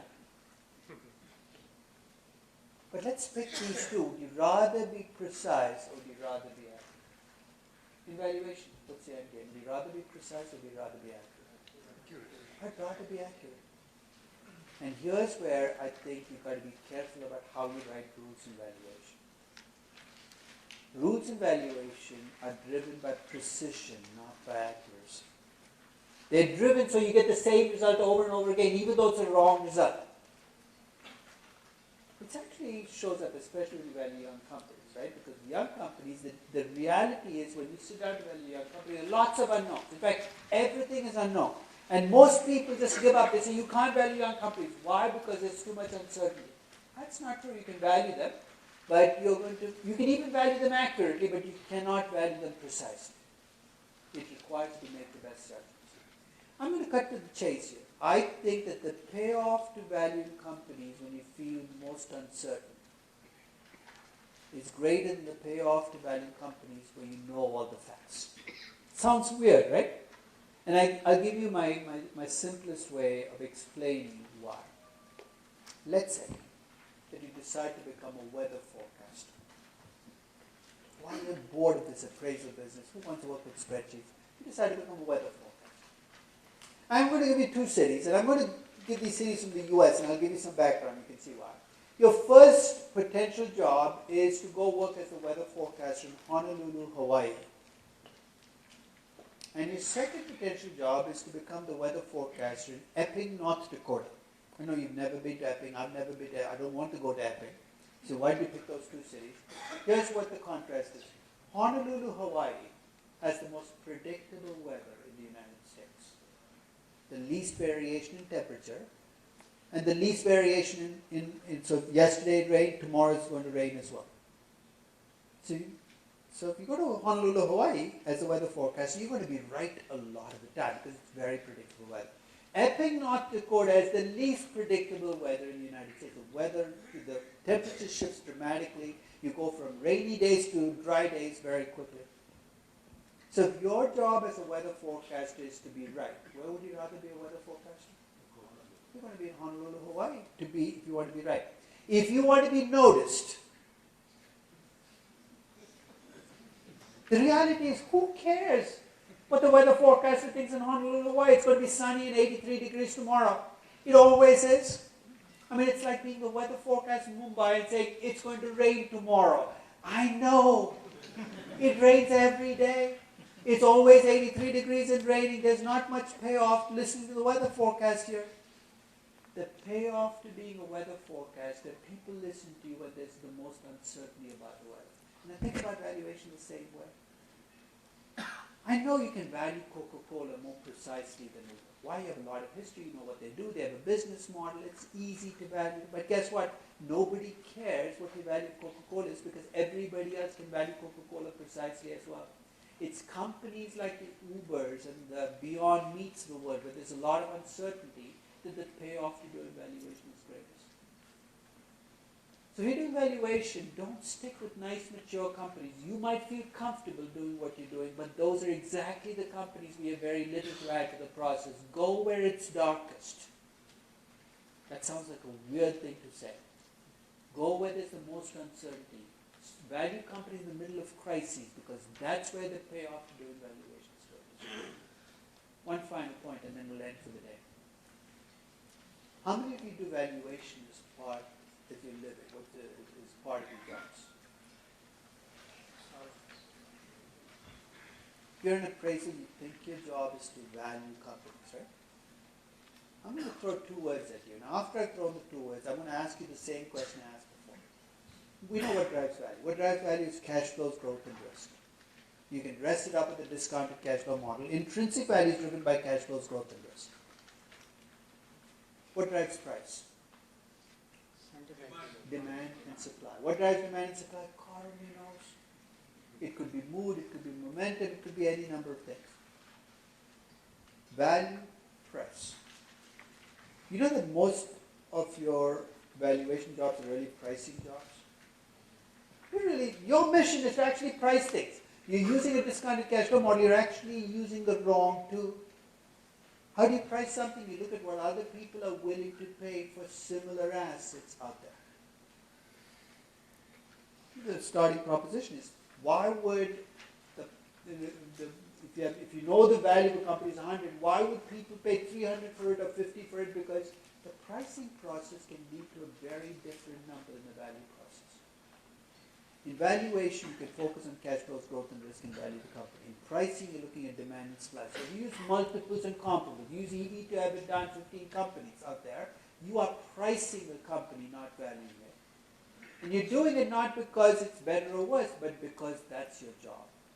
So the next time somebody comes in, I want a number for my company, ask them, do you want me to value your company or do you want me to price your company? They'll have no idea what you're talking about. But if you want to sell your company, what do you want? You want a pricing or a valuation? You want a pricing. The thing is, they don't know the difference, so when you show them the value and it's too low, they say, that's not right, I can make 50% more than that. They're not being wrong. They're saying, I want a price, and they just know how to ask you that question. So the next valuation mission, job you have, step back from it and say, it's my job to value the company and to price it. Because it'll make your job a lot easier if you know exactly what you're required to do. So think of all those lessons as we go through, and as I said, valuation is, the other thing I wanted to say, and this is something that I believe truly, is valuation is not a science. It can never be a science. Valuation is not art. You can't make up stuff as you go along. Valuation is a craft. You know the essence of a craft? It's like cooking. How do you master cooking? You could do what my daughter does. She watches cooking shows on TV all the time. She can't cook a lick. But can tell you in the abstract how to make a souffle. She's seen it 20 times on TV. But you don't learn cooking by watching TV. You don't learn cooking by reading cookbooks. You learn cooking by cooking. And the first time you cook, what happens? Fire alarms go off. Disaster strikes, and you probably eat out that evening. I remember the first time I scrambled eggs. Nobody told me I was supposed to spray the pan. I scrambled the eggs. They looked good, but they were stuck to the pan. Eggs and pan went to the trash. I learned a very important lesson. Valuation is a craft. And the essence of a craft is you get better by doing more of it. I mean, 35 years into this process, I'm still learning. And I have to remember that. The door is never closed. You're never master of a craft. You might be able to do a particular dish really well as a cook. But there are other dishes you don't know. And that's something I have to remind myself, because there are times when I think I've got this. And then I say, no, you haven't got this. There's still. And I'll give you how this plays out. About 2 years ago, I remember I valued Uber. And this is 2017. I value Uber the way we traditionally value companies. Project our total revenues, total income, total cash flows, discount them back, come to the value for a company. And I got some pushback. Some people didn't like my growth rate. But one of the pushbacks I got was from somebody I respect who said, you're using 20th century technology to value a 21st century company. And what he was talking about was the fact that I was using a discounted cash flow model to value companies that derive their value from users or subscribers and members. Let's face it, the big successful companies of today, if you ask them why are you successful, the numbers they point to are not revenues, cash flows, it's look at how many users I have. Facebook's most impressive number is not their revenues or their margins, it's the fact that they have 2.3 billion users. That's mind-boggling. Apple, there are more than 1 billion people who are using Apple devices. So his point was you're using 20th century technology to value these companies and derive the value. And I thought, my initial response is, what the heck do you know about valuation? But then I thought about it and said, you have a point. But the problem you have is not with discounted cash flow valuation, it's with me. Because what does discounted cash flow valuation say? The value of an asset is the present value of the expected cash flows in the asset, right? Could I value a Netflix subscriber with a discounted cash flow model? Or let me phrase it differently. How would I value a Netflix subscriber with a discounted cash flow model? I'd first have to estimate how many years you would stay on as a subscriber. Then what do I have to do? Project out how much you will pay as subscription revenues. Next, subtract out the expenses I will have to incur to keep you as a customer. And then discount it back at a discount rate that reflects the uncertainty I feel about those subscription revenues. You know what? I can value Netflix subscriber. Can I value Uber ride? A little more difficult, right? Because Uber riders don't pay a fixed premium, but they take rides. So with an Uber ride, I have to estimate how long you would stay on as a rider, how many rides you would take every month, how much you would pay. But I can value a rider as subscriber member. So I wrote back to him and said, your problem is not with this kind of cash flow valuation, it's with me. I can value you as a subscriber. And he responded with one word, right. Pissed me off now and Because what is a subtext? You can talk about it, but you cannot do it. So I spent the next 2 weeks developing a framework for valuing Uber riding. And I'll tell you what, it was the most productive 2 weeks that I spent that year. Because I used that framework then to value Netflix subscriber, an Amazon Prime member, a Spotify subscriber. And I still use it to this day. Anytime you give me a user-based company, what's the value of a user, a subscriber, a customer? I now have the framework for valuing an individual user, a subscriber, a member. In fact, it's now going to become my next book. I'm supposed to write it over the next few months, but I haven't started yet, but I'll get that. But my point is, I was able to do it because I was willing to listen. And that's something, as long as you keep the door open saying there's more to learn, there are things we can do better, this process can move forward. That's why I don't want to get enshrined in a set of rules.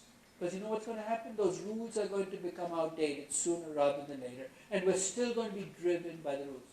A lot of valuations around the world are checkbox valuations. You basically, I follow the rule, I follow the rule. Look, it's following every rule. But it might be a terrible valuation. So I'm going to leave you with a couple of final thoughts. Neither of which I should be throwing out in a valuation session, but I'll do it anyway. Don't take any of this stuff too seriously. Just remind yourself, it's only money. If your reaction is, what else is there in life? You need some spiritual counseling, but I'm in no position to get it. I remember about 6 years ago, end of one of my valuation classes, second year MBA company. She was a history major. Who usually, if you're a history major, you take what I call the strategic MBA route, which means you pick classes with the word strategic in their name, and you can go 2 years without ever seeing a number. But she ended up by mistake in my valuation class, turned out to be pretty good at it. So at the end of the class, she comes to me and says, I never thought this would happen, but I have a job as a sell-side equity research analyst. I said, my condolences. And then I said, oh no, my congratulations. And she said, I'm really scared. And I said, why are you so scared? She said, what if I make a mistake? I said, be glad you're not a brain surgeon. A brain surgeon makes a mistake. Somebody dies on the table. You make a mistake, what's the worst that's going to happen? Somebody gets a little richer. Somebody else gets a little poorer. Think like a Marxist. You move some wealth around the world, just make sure that somebody's getting a little poorer is not you. That's the only condition. Think like a Marxist, just let it go. Nothing in valuation is worth losing sleep over. I don't understand when people get angry in valuation discussions. What the heck is wrong with you? Nobody's dying. You want to use a different cost of capital? Go ahead. I'm not going to stop you. This is not the end of the world. Final point, if you're ever given a choice between knowing everything there is to know about valuation and being lucky, which one should you pick? Being lucky. I hate to let you in on this, but I will anyway. This is a business where luck is the dominant paradigm. If you're lucky, all is forgiven. You can do really stupid things and get away with it. If you're not, you're completely and totally screwed. Okay. How much you know the art of valuation, every valuation you do is just going to go down. So be superstitious, which I don't have to say. You're in India, everything is time right. And I don't fight it anymore. I used to fight it incredibly frustrating that you wouldn't start a business till 9:30 on a particular day because that was the right time that you got. I just say, okay, that's what makes you a lucky person, go for it.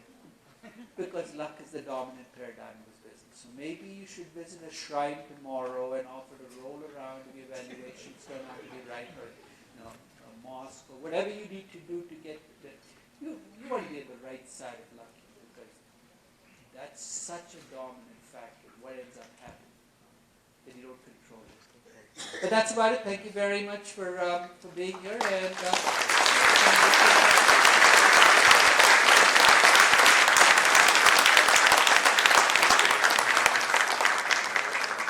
open for questions. So just so whatever question you have. I'm sure there will be a million questions, but I will pass this mic around and maybe one of them, maybe a few of them could speak. And there's only one mic. I can there are a few mics. If you could just pass them around, please. One this side and one that side. I'll also give one mic here. Please. There's a question behind you. Please. You don't have to stand up. Just stand. Yeah, so I have a basic question. There are no basic questions. All questions in valuation are basic. That's right.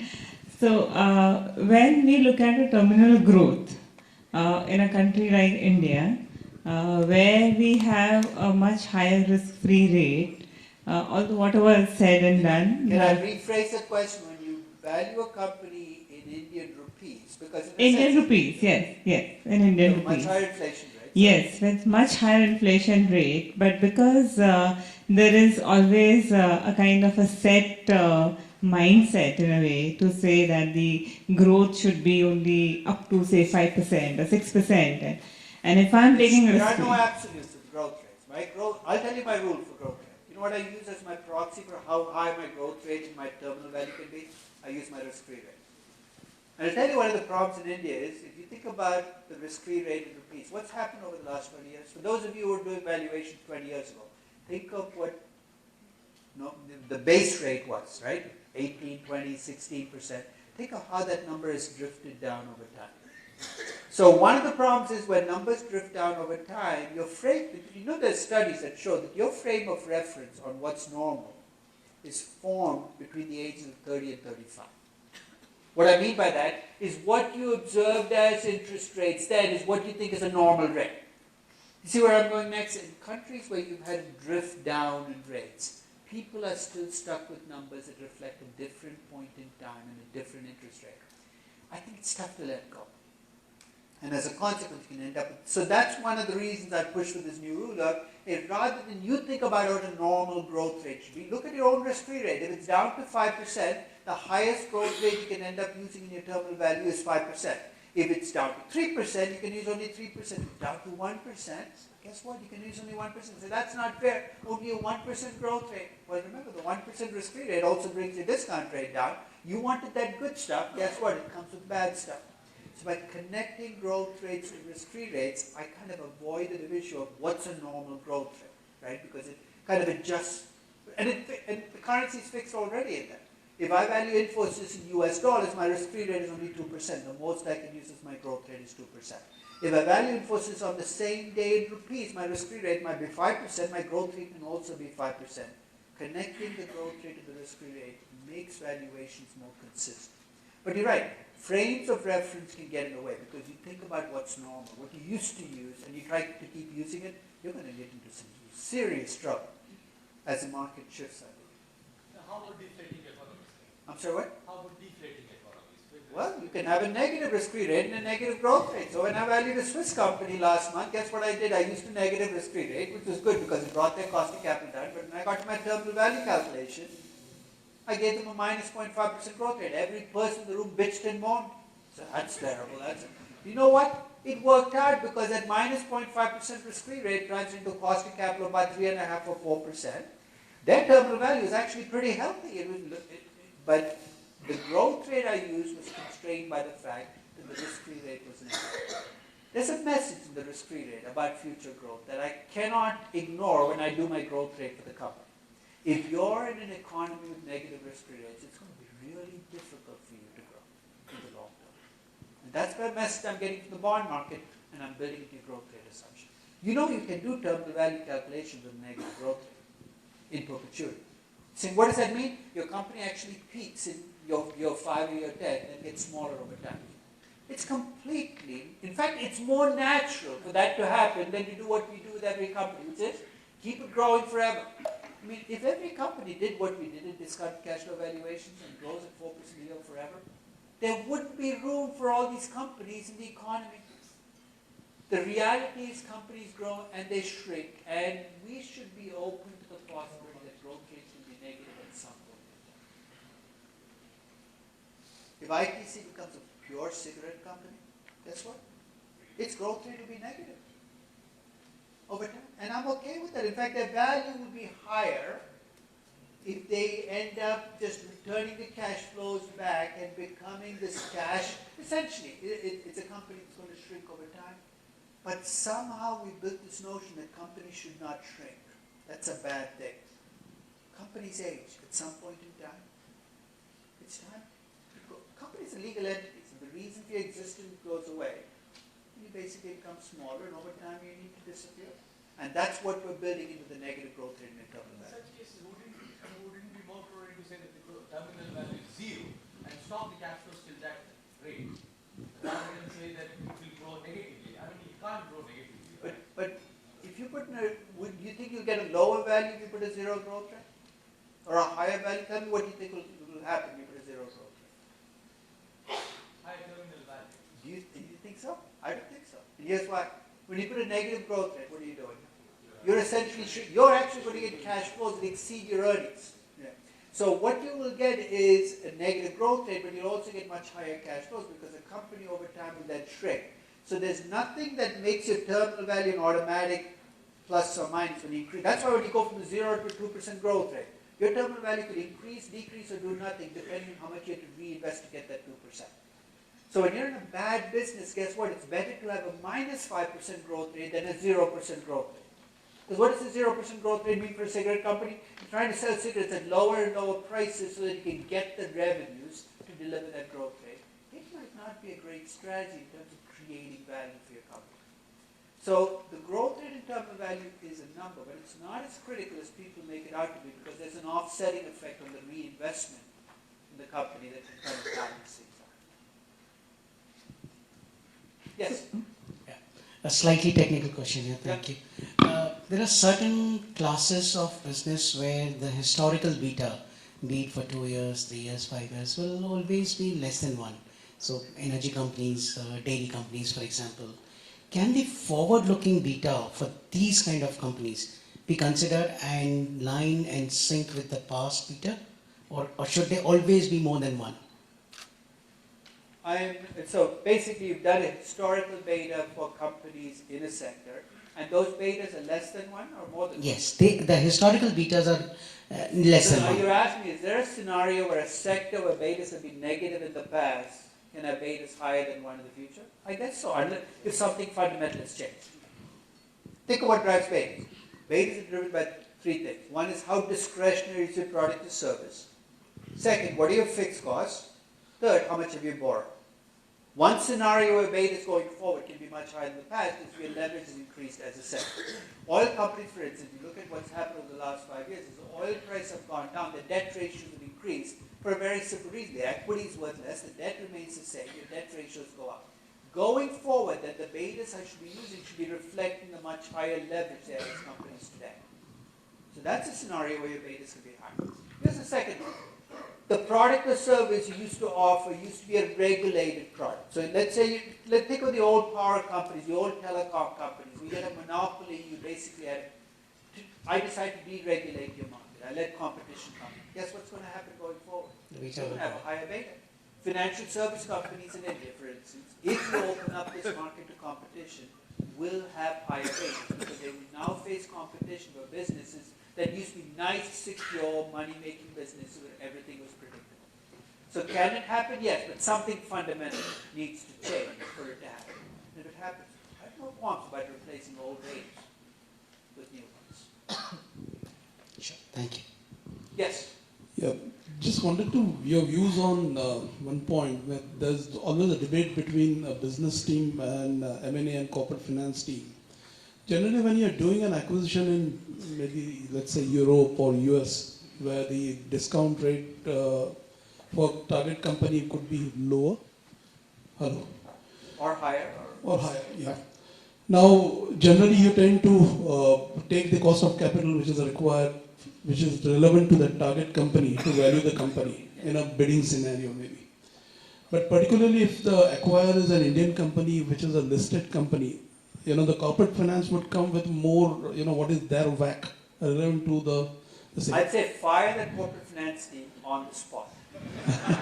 Because they're violating a base principle in corporate finance. You know what the principle in corporate finance is? What should the discount rate for a project be? It should reflect the risk of the project, not the risk of the entity looking at the project. Think of an acquisition as a project. Target company is your project.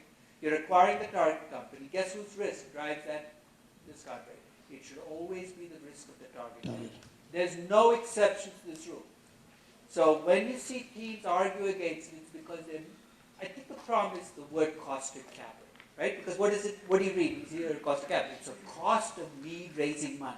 That is not the true meaning of cost of capital. Cost of capital is an opportunity cost. So what I could make on an investment of equivalent risk, and if I use that definition, it's always the target company that comes to the front. So you're a steel company buying a chemical company, the discount rate you will use will reflect the risk of a chemical company, not that of a steel company. And any time you violate that rule, within the company or without, you are going to get into trouble. And often the trouble is you will buy riskier companies because they will look cheap to you. You see why? Because you take your low cost of capital, you apply it in a risky company. The risky company is going to look cheap to you. So I think that we need to stick with that principle. The target company's risk always driving discount rates, whether it's the corporate finance team or the valuation team, is completely irrelevant. This is corporate finance 101. There is no exception to it. Yes? There's always a RBSA thing going on, right? So, in the financial services sector, the way for those companies to grow is always to lend more and more, and they're all tied to capital adequacy norms. So they need to keep raising capital. Does it matter whether the loans get paid back or not? Let's assume they do. We're optimists, right? So there is a constant equity raise and a debt raise that gets flowed back into lending, and that's how the growth model That's a reinvestment, yeah. right? So how do you model it? Because today I have, let's say, 10,000 shares or 100,000 shares left to calculate the price per share. But I would have 5,000 more shares to issue 5 years later. You later. do a DCF right, you don't have to model it. And here's why. Let's say the scenario you're presenting is a scenario where internal earnings are not enough to cover your growth. So you've got to raise external equity. You have negative cash flows. If you get free cash flow equity for this bank, it's going to be negative in year 1, year 2. Why? Because they're growing fast, they've got to bring in the regulatory capital. When you take the value of this company, you're going to take the present value of those negative cash flows in years 1, 2, 3, 4, and 5, and then it might eventually turn positive. But think of your present value. It's already going to have been reduced by your negative free cash flow cycle. That's your dilution effect already built in. If you also adjust the share count for the shares you will be issuing in years 1, 2, you'll be double counting. So if you get a chance, I did a valuation of Deutsche Bank, which is like a disaster that keeps re-happening on me. It's like watching the... It's like Argentina. So it's just like Argentina. I valued in 2016. Take a look at my valuation. I have 5 years of huge negative cash flows. But not because of growth, but because they were undercapitalized. I had to bring in fresh capital. This is actually something you're going to face with some Indian banks that will be forced to recapitalize it. You got negative, and when I did my present value shrunk by about 5 billion because of my negative cash flows. That's my dilution effect already built in. So when I divided that value, all I had to use was the share count today. I'm not being blind to the fact that they will issue shares in the future. I'm just letting the negative cash flows take care of that problem. But that's the reason for startups too. You don't have to worry about the fact that the share count will expand over time. Your negative cash flows take care of that effect already in your discounted cash flow valuation. That's a good thing. Otherwise, you'll have the circular reasoning problem, right? Because you've got to estimate a price per share to decide how many shares you'll be issued in year 1 and 2. This way, I avoid the problem entirely. Thanks. Yes?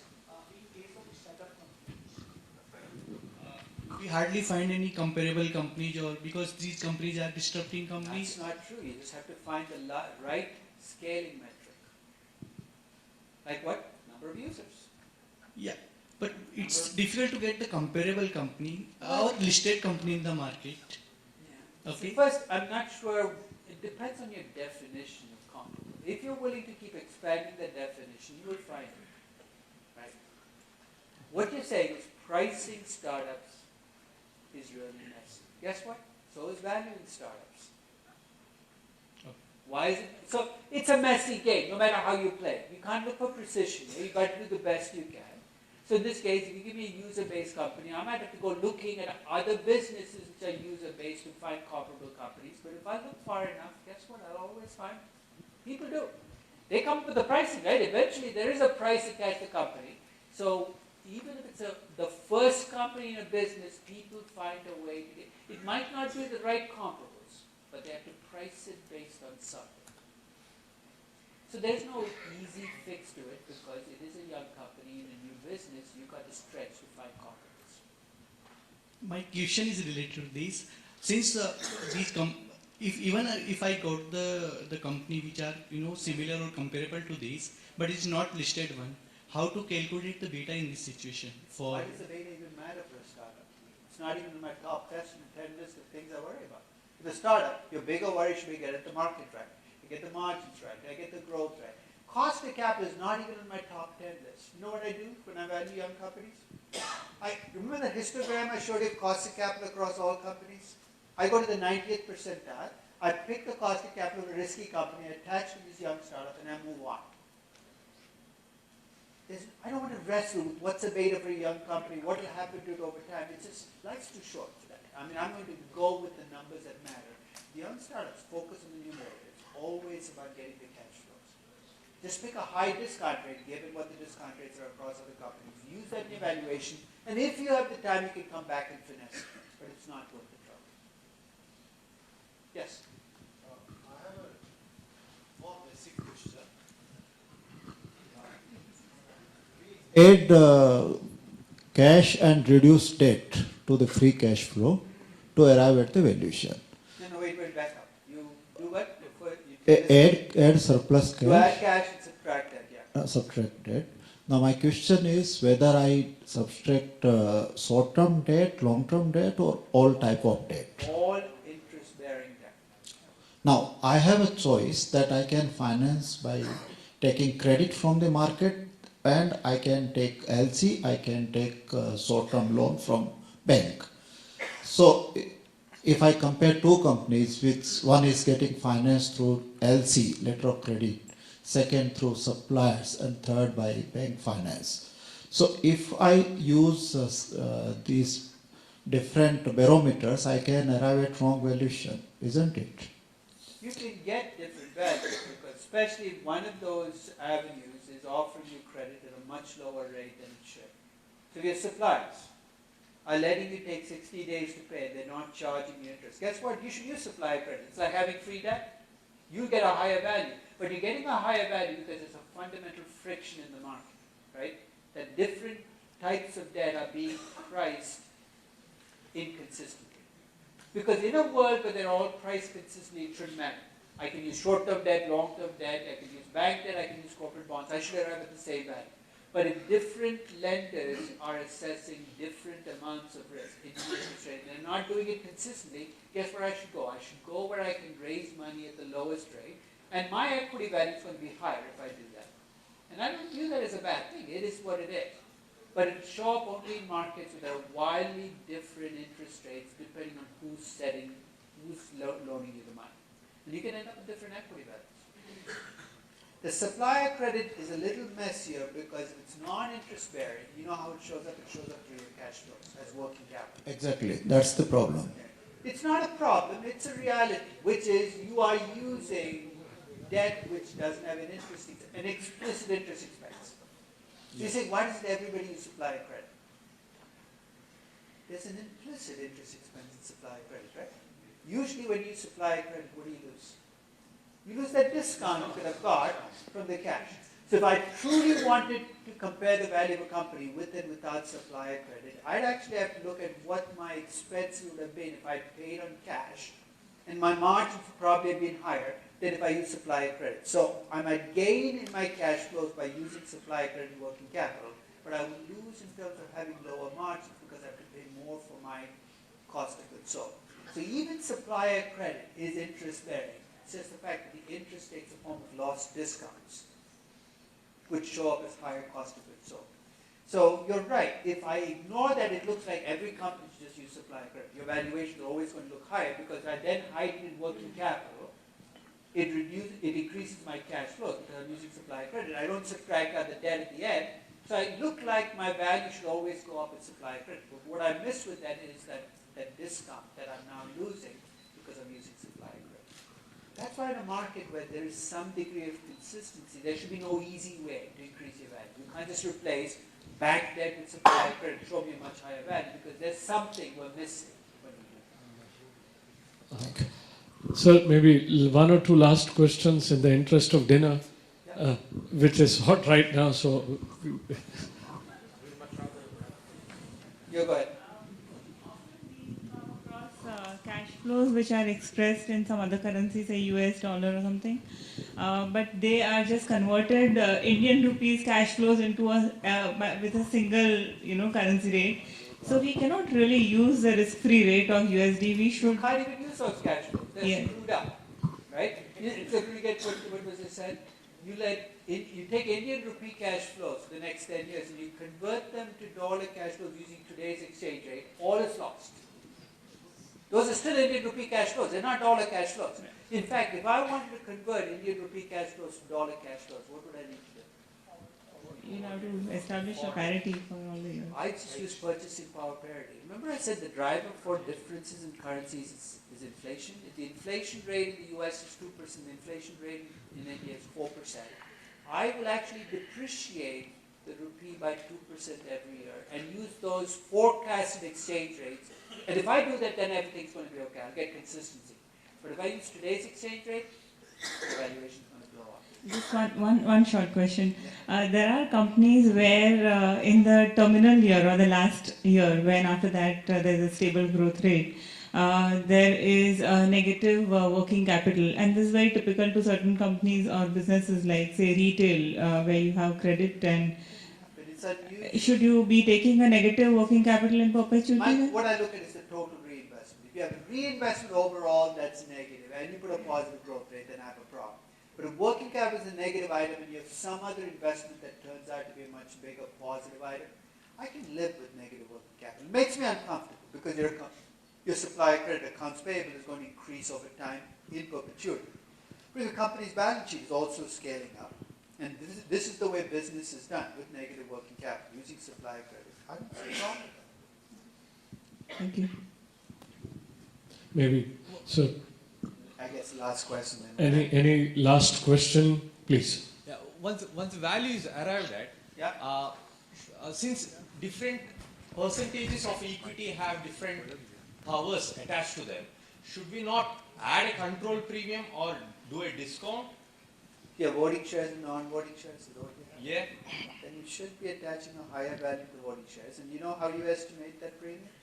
If you have a non-voting share, what do you end up with? You get a share of the status quo value. So basically, remember I said you can value a company twice? Let's say with the status quo you get a value of 1,000, and with somebody else running the company you get 1,500. When I value the non-voting shares, guess what I'm going to do? I'm going to take 1,000 and I divide by the total number of shares. I come up with the value per share. That becomes my non-voting share value per share. Then I take the $500 difference, which is the value control, and I attach it just to the voting shares. You see what that's going to do? The more badly run a company is, the bigger the difference will be between voting and non-voting shares. The better run a company becomes, the closer the prices will be for voting and non-voting shares. The value of control is greatest when companies are badly run. It becomes less and less as companies get better run. But to do that, you've got to value the company twice. Status quo value, optimal value. And once you do that, you've got a framework for at least estimating the premium for voting shares versus non-voting shares. Thank you. Really appreciate your time, sir. On behalf of all the audience, we're very grateful that you were able to make it. Thank you. We have dinner waiting for us, an announcement for so many Guju people, so there is a giant food also available for everyone's benefit. Thank you. Thank you. So thank you very much for, really appreciate it.